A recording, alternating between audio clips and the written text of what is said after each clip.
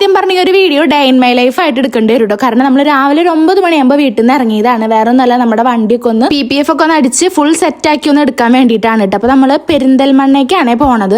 അപ്പോൾ പോണ വഴിക്ക് വിൻഷേട്ടൻ ഞങ്ങൾ തന്നെ അതേ കാറിലിരുത്തിയിട്ട് ഒന്ന് ബാങ്കിലേക്ക് പോയിട്ടുണ്ടായിരുന്നു കേട്ടോ. ഇതിപ്പോൾ വരാമെന്ന് പറഞ്ഞ് പോയോണ്ട് തന്നെ വണ്ടിക്ക് ഓഫ് ചെയ്തിട്ടാണ് പോയത്. ഞാനും തേജുവാണെങ്കിൽ ഇവിടെ ഇരുന്നിട്ട് ഉഷ്ണിച്ച് എന്താ പറയുക, അമ്മാതിരി ചൂടെടുത്തിട്ട് ഒരു അവസ്ഥയിലായിട്ടിരിക്കണത്. ഡോറൊക്കെ തുറന്നിട്ടെങ്കിലും കൂടിയിട്ട് ഞങ്ങൾക്ക് തീരെ പറ്റുണ്ടായിരുന്നില്ല കേട്ടോ. പുറത്തേക്ക് ഇറങ്ങി നിന്ന് നോക്കിയപ്പോഴും അതിനേക്കാൾ ചൂടും പിന്നെ പൊടിയാട്ടോ. അപ്പൊ ഞങ്ങൾ ഉള്ളിൽ തന്നെ കയറിയിരുന്ന ഉഷ്ണ സഹിച്ച് പിടിച്ചിരിക്കുകയാണ്.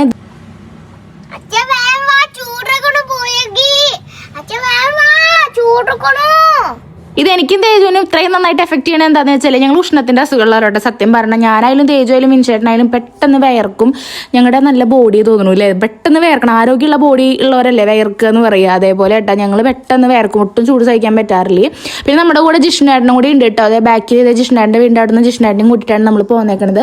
കാരണം ഈ വണ്ടി നമ്മളോട് കൊണ്ടിട്ട് കൊടുത്ത് തിരിച്ച് വരണമെങ്കിൽ നമുക്ക് വേണമല്ലോ. അപ്പോൾ പിന്നെ ജിഷ്ണേട്ടനും ഉണ്ടായിരുന്നു. നമ്മൾ പെരിന്തൽമണ്ണ എത്തിയിട്ട് ഇതേ വണ്ടി കൊണ്ടിട്ട് എല്ലാ കാര്യങ്ങളും സംസാരിച്ചു. കുറച്ച് നേരം അവിടെ ഇരുന്നിട്ട് എന്തൊക്കെ ചെയ്യണം എന്നൊക്കെ ഉള്ളതൊക്കെ സംസാരിച്ചിട്ട് നമ്മൾ നേരെ പിന്നെ ഫുഡ് കഴിക്കാൻ പോയിട്ടാ. കാരണം ഞാൻ പറഞ്ഞല്ലോ 9 മണിക്ക് ഇറങ്ങിയതാണ്. 2 മണി വരെ ഞങ്ങൾ ഡിസ്കഷനിലായിരുന്നു കേട്ടോ അതിൻ്റെ ഉള്ളിൽ.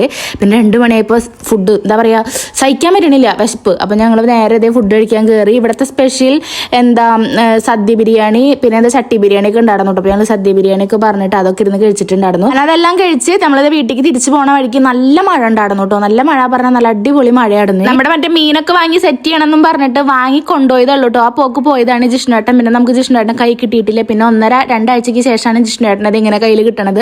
അപ്പം ഞങ്ങൾക്ക് ഇന്ന് ഫിഷ് ബാക്കി പണികളും കൂടിയും ഫിഷിന്റെ ചെയ്യാന്നുള്ളൊരു പ്ലാനിലുണ്ട് കേട്ടോ. അപ്പം അതിൻ്റെ ഇടയിലായിരുന്നു ജിഷ്ണേട്ടൻ നമ്മൾ ബാഗ് വാങ്ങണം എന്നുള്ളൊരു പ്ലാൻ പറഞ്ഞിട്ടുണ്ടായിരുന്നല്ലോ 10 പിള്ളേർക്ക് കൊടുക്കാൻ വേണ്ടിയിട്ട്. അപ്പോൾ ഈ ഒരു ബാഗ് ആട്ടോ ഞാൻ എടുത്തിട്ടുണ്ടായിരുന്നു. നിങ്ങൾക്ക് ഇങ്ങനെ കാണുമ്പോൾ അത്ര വലിപ്പം തോന്നില്ല, പക്ഷെ അത് നല്ല വലിയ ബാഗാണ് കേട്ടോ. അപ്പം നമ്മൾ കൊപ്പത്തുനിന്ന് തോന്നുന്നു കേട്ടോ. അതെ അവിടെ ജിഷ്ണേട്ടനാണ് ഞങ്ങളെ കൊണ്ടുപോയത്. ഞങ്ങൾക്ക് അറിയില്ല കേട്ടോ ഇവിടെ. അപ്പോൾ ഇവിടെ വന്നിട്ട് നമ്മൾ 10 ബാഗും 10 കോടിയും പൗച്ചും ആ സാധനങ്ങളൊക്കെ എടുത്തിട്ടുണ്ട്.